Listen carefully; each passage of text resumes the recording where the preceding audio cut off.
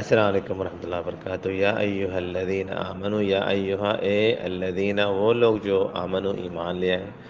لا نہ نہیں، ترفعوا تم بلند کرو اصواتکم اپنی آوازوں کو۔ اصوات لفظ صوت سے نکلا ہے، صوت کہتے ہیں آواز کو، اصوات جمع ہے،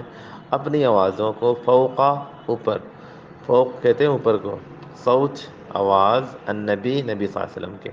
اے ایمان والو اپنی آواز کو نبی کی آواز سے بلند نہ کرو، یا نبی کی آواز سے اوپر نہ لے جاؤ۔ اور لا نہ،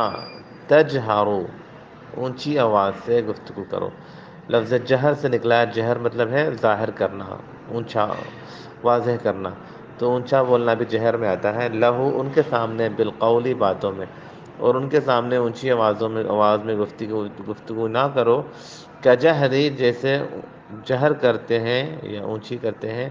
بعضکم تم میں سے، بعض لبعض بعض کے سامنے، جیسے تم میں سے ایک دوسرے کے سامنے، جیسے تم میں سے بعض دوسروں کے سامنے اونچی آواز میں گفتگو کرتے ہیں، ایسے اللہ کے رسول کے سامنے گفتگو نہ کرو، ان کہیں ایسے نہ ہو، تحبطا ضائع ہو جائے، اعمالکم تمہارے اعمال، وانتم اور تمہیں لا تشعرون شعور تک نہ ہو۔ اے ایمان والو اپنی آوازوں کو رسول اللہ صلی اللہ علیہ وسلم کی آواز سے بلند نہ کرو، اور نہ ہی ان کے سامنے اونچی آواز سے گفتگو کرو، جیسے تم آپس میں ایک دوسرے کے سامنے اونچی آواز سے گفتگو کرتے ہو، کہیں تمہارے اعمال ضائع نہ ہو جائیں اور تمہیں پتہ بھی نہ چلے۔ حبيبي يا قرآن